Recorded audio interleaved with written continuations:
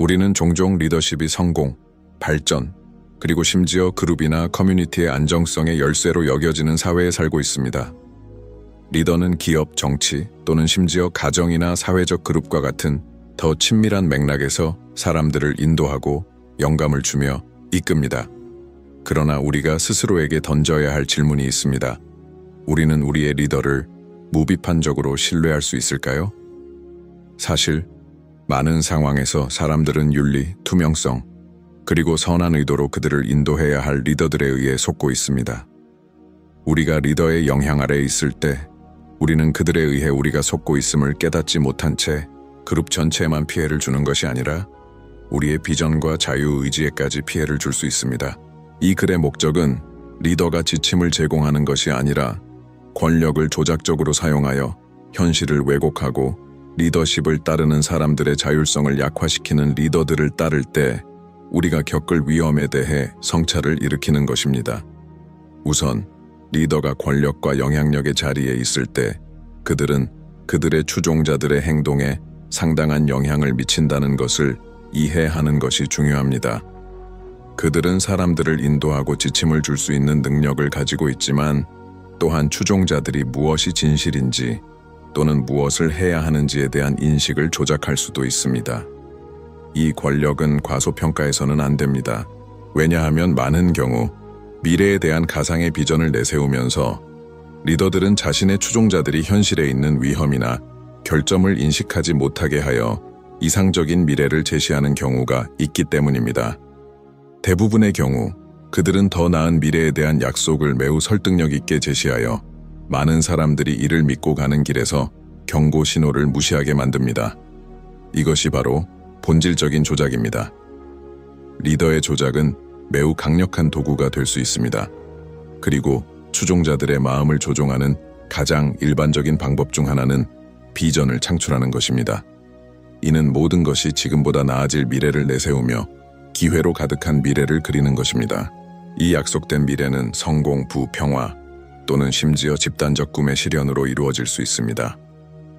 리더가 이러한 비전을 설득력 있게 제시하면 사람들은 자연스럽게 그 아이디어에 끌리고 많은 경우 더 큰 선을 위한 희생을 감수하게 됩니다. 하지만 이 이상적인 미래는 종종 허상에 불과하며 현재의 문제를 숨기고 미래로 책임을 미루는 방법일 수 있습니다. 그러면 리더는 추종자들을 이 비전을 향해 인도하기 시작하지만 어떻게 그 비전을 실현할 것인지는 실제로 보여주지 않습니다. 문제는 리더가 추종자들을 실제적이고 구체적인 해결책으로 이끌지 않고 대신 목표는 어쩌면 달성 불가능한 목표로 향하게 된다는 점입니다. 시간이 지나면서 좌절감이 커지지만 사람들은 여전히 그 이상적인 비전에 대한 믿음을 유지합니다. 이는 많은 경우 리더들이 내러티브를 조종하는 데 능숙해져 현실이 그 반대의 신호를 보내고 있어도 추종자들이 올바른 길을 가고 있다고 믿게 만듭니다. 리더들이 추종자들과 의사소통하는 방식에서 중요한 또 다른 점은 그들이 감정과 언어를 통해 인식을 조작하는 방식입니다. 리더는 감정이 풍부한 연설을 하거나 더 나은 미래에 대한 약속을 내세우거나 심지어는 일종의 긴박감을 조성하여 그 길의 지속이 빠르고 의문 없이 이루어져야 한다는 느낌을 주기도 합니다. 조작적인 리더의 커뮤니케이션은 단지 이성적이지 않고 감정적입니다. 그들은 정확히 어떤 감정의 끈을 만져야 할지 알고 있으며 그 상황에 따라 충성, 두려움 또는 사랑의 감정을 유도할 수 있습니다. 이러한 감정적 의사소통을 사용함으로써 리더는 추종자들과 관계를 맺고 이는 그들의 행동과 의도를 비판적으로 바라보는 것을 어렵게 만듭니다. 그 결과 리더를 의문시하거나 도전하는 것은 배신이나 불경기로 여겨지게 됩니다. 리더는 이미 강한 감정적 유대감을 형성했기 때문에 항상 더 큰 선을 위해 행동하는 사람으로 간주됩니다. 감정적 의사소통만이 추종자들이 의문 없이 따르게 만드는 것이 아닙니다. 조작은 또한 정보가 리더의 비전을 따라 어떻게 필터링되고 형성될지를 결정하는 공간을 창출하는 것과 관련이 있습니다. 이러한 정보의 통제는 리더가 무엇을 추종자들이 알아야 할지 그리고 그 정보가 어떻게 받아들여질지를 결정하게 만듭니다. 리더가 커뮤니케이션을 조작할 때 그들은 내러티브를 통제하고 추종자들이 리더가 원하는 비전을 강화하는 것만을 접하게 만듭니다. 정보가 어떻게 전달되고 받아들여지는지 제어함으로써 리더는 추종자들이 전체적인 사실이나 비판적인 분석에 근거하여 결정을 내릴 수 있는 가능성을 없애버립니다. 리더들이 사용하는 가장 미묘한 통제 방법 중 하나는 베타성의 사고방식을 창출하는 것입니다. 이는 그룹에 대한 통제를 강화하는 가장 효과적인 방법 중 하나입니다. 리더는 추종자들에게 그들이 특별하고 유일한 임무를 가지고 있는 소속감과 우월감을 느끼게 만들 수 있습니다. 그는 그들의 비전을 따르지 않는 사람들이 잘못되었거나 길을 잃은 사람들처럼 느끼게 만들어 옳은 편과 밖에 있는 편 사이에 분열을 일으킬 수 있습니다. 이는 갈등을 일으키는 환경을 만들고 모든 반대 의견은 단순한 반대가 아니라 그룹의 단결과 사명을 위협하는 것으로 여겨집니다. 이러한 베타성은 추종자들이 자신이 중요한 무언가의 일원이라고 느끼게 만듭니다. 그러나 사실 리더는 그들을 다른 관점과 대안으로부터 고립시키며 추종자들을 자신의 통제에 두기 위해 벽을 쌓고 있는 것입니다. 감정적 조작과 커뮤니케이션 통제는 리더가 통제와 영향을 미치기 위해 사용하는 방법 중 일부에 불과합니다. 시간이 지나면서 추종자들은 종종 자신도 모르게 자율성을 잃게 됩니다. 그들은 자신의 행동과 결정을 항상 리더의 비전과 일치시켜야 한다고 믿기 시작하고 독립적으로 사고할 수 있는 능력을 잃어갑니다. 이 과정은 점차적으로 그리고 종종 눈에 띄지 않게 이루어지며 결국 추종자들은 리더의 결정을 따르기 위해 그들 스스로 결정할 수 없게 됩니다. 그들은 본질적으로 조작자가 된 리더의 손에 마리오네티처럼 되어버립니다. 리더는 그들에게 부여된 신뢰를 사용해 절대적인 통제력을 행사합니다. 리더에 대한 의존도가 커짐에 따라 추종자들은 자신의 신념, 감정, 사고에서 점점 멀어지기 시작합니다. 그들은 자신의 선택에 의문을 제기하지 않고 리더의 지시와 결정을 수동적으로 받아들입니다. 그 결정들이 어떤 경우에는 말이 안 되거나 실제로 혜택을 가져오지 않더라도 말입니다. 리더는 이 통제의 사이클을 계속해서 강화하며 설득 전술을 사용하고 어떤 질문이라도 그룹과 집단의 임무에 대한 위협으로 간주하도록 강요합니다. 처음에는 무해해 보였던 이 과정이 결국에는 매우 강력한 복종의 네트워크를 만들어내며 그것은 쉽게 끊을 수 없는 상태가 됩니다. 이 유형의 조작은 리더가 면책감과 함께 행동하기 시작할 때 더욱 위험해집니다. 결국 그는 실수하지 않는 완벽한 존재로 추종자들에게 여겨집니다. 과도한 칭찬과 무조건적인 충성은 리더로 하여금 자신의 행동이 결코 의심받지 않을 것이라고 확신하게 만듭니다. 이 시점에서 리더는 점점 더 독재적인 태도를 취하게 되며 다른 사람들의 의견을 고려하거나 묻지 않고 결정을 내리기 시작합니다. 왜냐하면 그는 최고 권위자이기 때문에 자신의 선택이 항상 최선의 것이라고 믿기 때문입니다. 문제는 이 방식으로 행동할 때 리더는 자신의 자아상을 강화할 뿐만 아니라 추종자들이 그에게 지나치게 의존하게 만들어 독립적으로 결정을 내릴 수 없도록 환경을 만듭니다. 이 행동은 그룹 내 개인들의 자유와 자율성에 파괴적인 영향을 미칩니다. 리더가 이러한 권위적인 역할을 취하고 추종자들이 리더의 지침 없이 행동할 수 없게 되면 비판적 사고 능력은 상실됩니다. 그룹은 동질적인 대중이 되어 아이디어는 균일해지고 이견은 억제됩니다. 창의성, 건전한 의문, 혁신적인 정신은 맹목적인 복종과 수동적인 수용으로 대체됩니다. 이는 그룹의 성장과 발전을 막을 뿐만 아니라 그룹이 건강하게 진화하는 것도 방해합니다. 많은 경우 권력을 남용하는 리더들은 추종자들이 지나치게 의존하게 되어 정보에 입각한 합리적인 결정을 내릴 수 있는 능력을 잃게 만드는 악순환을 만듭니다. 그들은 리더의 감정적이고 지적 조작에 사로잡힌 죄수처럼 되어 그것이 그들의 개인적 및 직업적 삶에 미치는 결과를 깨닫지 못합니다. 게다가 조작적인 리더는 추종자들 사이에 끊임없는 두려움의 감각을 만들어낼 수 있습니다. 그는 그들이 자신의 명령을 따르지 않거나 결정을 의문시할 경우 그들 또는 그룹 전체에 나쁜 일이 일어날 것이라고 불안감을 조성할 수 있습니다. 이러한 암묵적인 위협은 추종자들이 리더에게 충성하고 복종하도록 보장하는 강력한 전략입니다. 왜냐하면 저항에 대한 두려움은 강제된 수능의 환경을 만들기 때문입니다.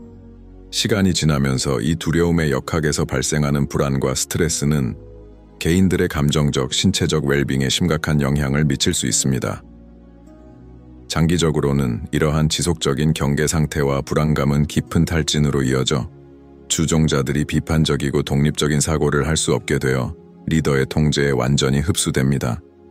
두려움이 통제의 도구가 될 때 그룹 내의 결정은 논리적인 사고나 집단적 합의보다는 리더를 기쁘게 하고 처벌을 피하려는 욕구에 의해 이루어지기 시작합니다.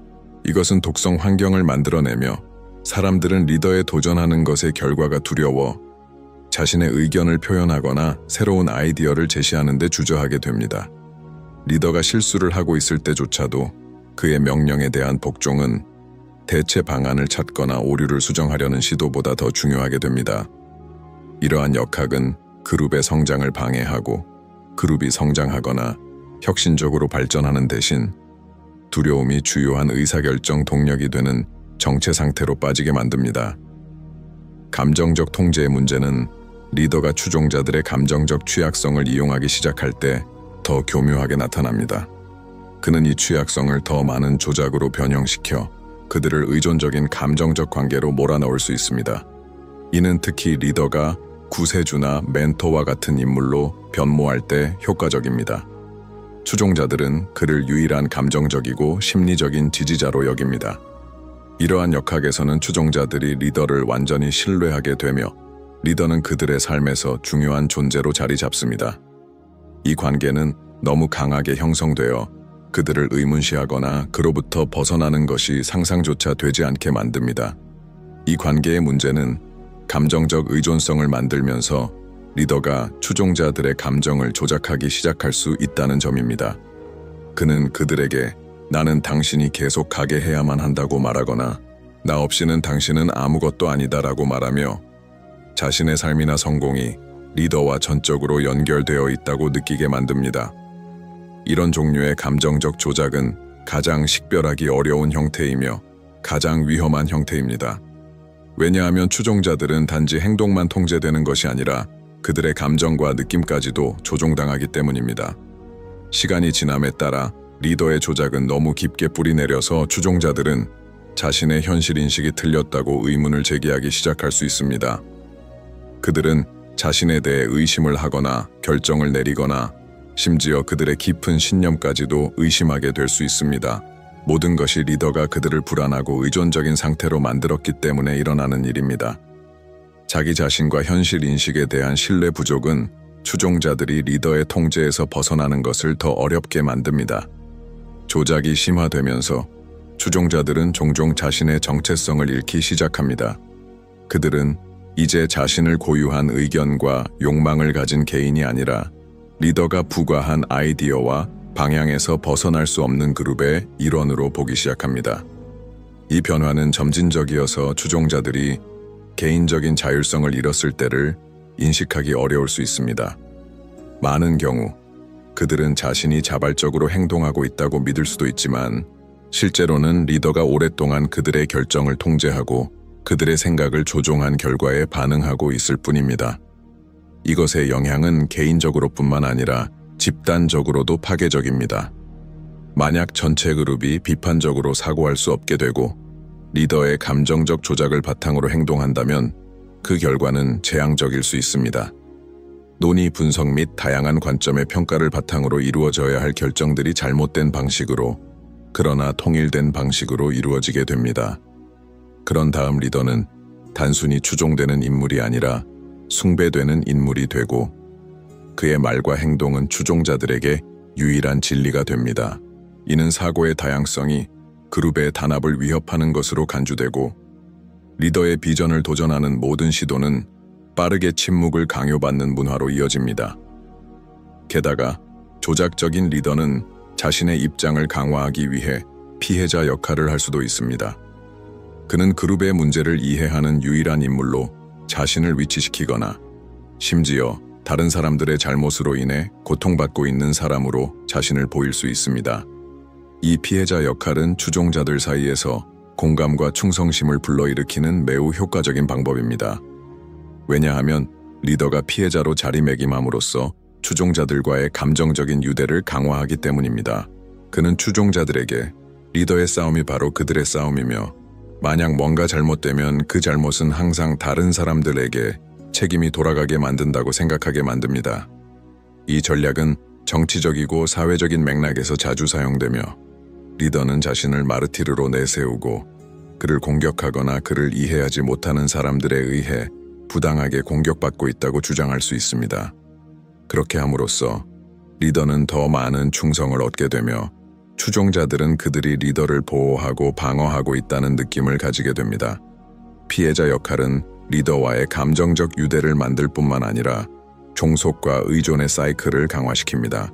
추종자들은 리더를 지지함으로써 자신들이 정의로운 싸움을 하고 있다고 느끼게 되며 이 싸움이 진정성과 합법성에 대한 의문을 제기하는 일이 거의 없게 됩니다. 또 다른 중요한 리더의 조작 방식은 내러티브의 통제입니다. 리더는 단지 따를 비전을 창출하는 것뿐만 아니라 그 비전이 추종자들에 의해 어떻게 인식될지를 통제합니다. 예를 들어 그는 사건들을 형성하거나 사실을 왜곡하거나 심지어 자신의 리더십이 그룹의 생존과 번영에 필수적이라는 생각을 강화하는 가상의 상황을 만들 수 있습니다. 위기 상황에서 리더는 자신의 이야기 전달 능력을 사용해 실제 문제를 덮어두고 자신의 이익을 위한 문제로 관심을 돌리기도 합니다. 이렇게 해서 진실은 리더의 이익에 맞게 유동적이고 조작 가능한 것이 됩니다. 이 내러티브의 통제는 조작의 기초 중 하나입니다. 리더는 추종자들이 리더의 관점에 맞게 세상을 보도록 만드는 이야기를 구축함으로써 도전을 받지 않고 권력을 유지할 수 있습니다. 예를 들어 리더는 추종자들이 어떤 실수나 실패가 외부의 힘, 정치적 반대자들, 경쟁자들 또는 경제적 요인들의 탓이라고 믿게 만들 수 있습니다. 이렇게 함으로써 리더는 자신에게서 책임을 면제하고 자신의 권위를 유지하면서 추종자들은 의문 없이 그들의 명령을 따르게 됩니다. 내러티브 통제 외에도 리더는 내부 저항을 침묵시키기 위해 비판하는 사람을 공개적으로 공격하고 그 사람의 성격과 정직성을 공격하는 방식으로 평가절하 기술을 사용할 수 있습니다. 이 기술은 매우 효과적입니다. 왜냐하면 리더가 반대자를 공격할 때 그는 단지 그 사람의 신뢰를 떨어뜨리는 것이 아니라 그가 제시한 주장을 무력화시키기 때문입니다. 이로 인해 추종자들은 리더에 대한 비판을 하는 사람에 대해 의심을 품게 되고 리더와의 논쟁이나 대립을 피하려고 합니다. 이런 두려움과 불신의 분위기는 내부에서 어떤 반대도 생기지 않도록 만듭니다. 리더의 권위에 도전하려는 모든 시도는 빠르게 배신이나 불순종으로 낙인 찍힙니다. 이렇게 완전한 통제 속에서 조작은 더욱 위험해집니다. 리더는 반대가 없는 환경을 조성함으로써 추종자들이 그들의 결정을 비판할 용기나 기회가 없다는 것을 알게 되며 그러므로 자신이 내리는 결정들이 재앙적일 수 있다는 사실을 모르고도 계속 나아갑니다. 감정적 조작과 의존성이 이미 깊게 자리 잡았기 때문에 추종자들은 그들이 스스로의 이익과 신념에 반하는 결정을 내리게 되었다는 사실을 깨닫지 못합니다. 이 조작의 사이클은 멈출 수 있습니다. 그러나 그것은 추종자들이 리더의 통제에서 벗어날 방법을 찾을 수 있을 때만 가능합니다. 이는 사고방식의 변화, 오랫동안 심어졌던 아이디어를 의문시할 준비, 그리고 무엇보다 권위에 도전할 용기를 요구합니다. 하지만 조작에서 벗어나는 것은 쉽지 않습니다. 감정적이고 심리적인 의존은 깊게 뿌리 박혀 있고 리더에 대한 반란은 자신과 자신이 만들어 놓은 신념 및 가치관에 대한 반란처럼 느껴질 수 있습니다. 자유로 가는 첫 번째 단계는 조작을 인식하는 것입니다. 이는 리더의 모든 결정이 그룹의 이익을 위한 것이 아니며 그가 한 약속들이 항상 실현되지 않는다는 것을 이해하는 것을 의미합니다. 리더십의 허구를 인식하는 것은 의식의 깨달음에 있어 매우 중요합니다. 그 다음 단계는 정보를 추구하고 진실을 찾는 것입니다. 이는 리더가 강요한 단 하나의 비전을 거부해야 함을 의미할 수 있습니다. 자율성을 회복하는 과정은 노력과 시간이 필요하며 종종 외부의 지원이 필요할 수 있지만 그것은 가능하며 중요한 과정입니다. 그렇다면 이제 이 반성의 핵심적인 지점에 다다릅니다. 우리는 어떻게 리더들로부터 자신을 보호할 수 있을까요? 리더들이 종종 매력적인 연설과 더 나은 미래에 대한 약속 뒤에 숨으면서 사실상 자신의 권력을 공고히 하고 결정들을 통제하려 할 때 어떻게 그들로부터 우리를 지킬 수 있을까요? 그 답은 리더십 조작이 정치나 기업 세계와 같은 큰 권력의 영역에만 존재하는 것이 아니라는 점을 인식하고 이해하는 것에서 시작됩니다. 그것은 또한 더 친밀한 관계나 더 작은 그룹에도 존재할 수 있으며 그곳에서는 권위와 신뢰의 관계가 더 미묘하지만 그만큼 강력합니다. 리더의 조작으로부터 자신을 보호하는 핵심은 빈말에 휘둘리지 않고 자신이 리더가 내리는 결정들의 행동, 의도, 그리고 영향을 깊이 이해하려는 비판적이고 자율적인 사고방식을 발전시키는 것입니다. 리더가 결코 무오류가 아니라는 것을 이해하는 것이 중요합니다. 그들이 권위와 지혜의 인물로 보일지라도 그들도 인간이기에 실수를 할 수 있고 잘못된 결정을 내릴 수 있으며 어떤 경우에는 이기적인 방식으로 행동할 수 있습니다. 조작에서 벗어나는 첫 번째 단계는 그들에 대한 이상화를 멈추고 그들의 행동, 말, 약속을 의문시하는 것입니다. 이는 우리가 전적으로 회의적이거나 불신해야 한다는 의미는 아닙니다. 대신 우리는 증거를 찾고 다양한 관점을 듣고 주어진 정보가 현실을 기반으로 평가될 수 있도록 필요한 분별력을 가져야 한다는 것입니다. 리더가 내린 결정에 대해 끊임없이 반성하고 제시된 비전에 대해 그 선택이 실제로 어떤 영향을 미쳤는지 평가하는 것은 맹목적인 복종과 종속의 함정에 빠지지 않기 위한 필수적인 과정입니다. 또 다른 중요한 전략은 사고의 다양성을 추구하는 것입니다. 종종 조작적인 리더는 자신의 추종자들을 다른 관점과 차단하고 동일한 방식으로 사고하며 동일한 진리를 받아들이는 동질적인 환경을 만듭니다. 사고의 다양성은 조작을 피하는 가장 좋은 방법 중 하나입니다. 왜냐하면 우리는 다른 방식으로 생각하고 질문하는 것을 두려워하지 않는 사람들과 함께 있을 때 상황을 더 명확하고 객관적으로 볼 수 있기 때문입니다. 이것은 진실이 드러나게 해주며 리더가 내세우는 단일한 비전과 관계없이 그것을 알게 해줍니다. 또한 투명성은 조작에 맞서 싸우기 위한 중요한 도구입니다.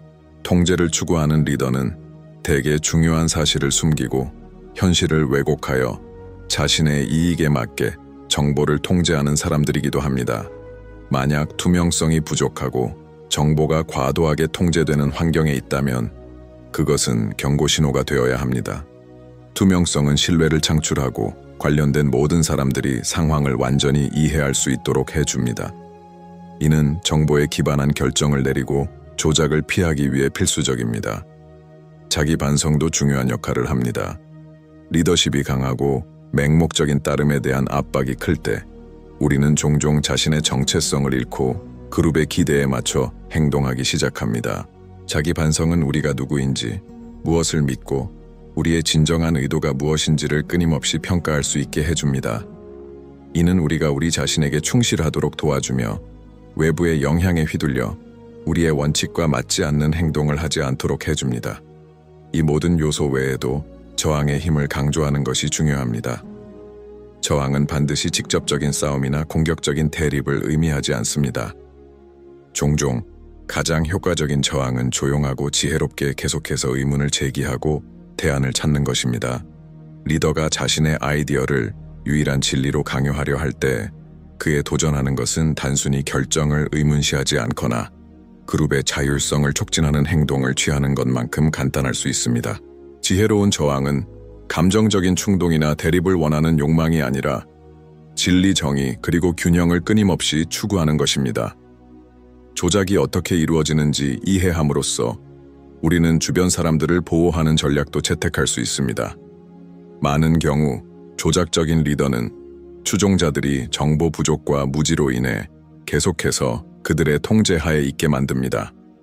우리는 그룹이나 커뮤니티의 일원으로서 질문과 책임감을 촉진하는 문화를 조성하는 데 도움을 줄 책임이 있습니다. 다른 사람들에게 조작의 신호를 교육하고 비판적 사고를 촉진하며 투명성을 장려함으로써 우리는 조작이 자라지 않는 환경을 만들 수 있습니다. 하지만 리더나 조작적인 리더십에 도전하는 것이 항상 쉬운 일은 아닙니다. 이것은 용기, 그룹의 압력에 저항하는 능력, 그리고 다른 사람들과 의견이 다를 때도 자신의 원칙을 지키는 힘을 요구합니다. 다른 사람들이 항상 우리와 같은 방식으로 생각하거나 행동할 것이라고 기대할 수 없습니다.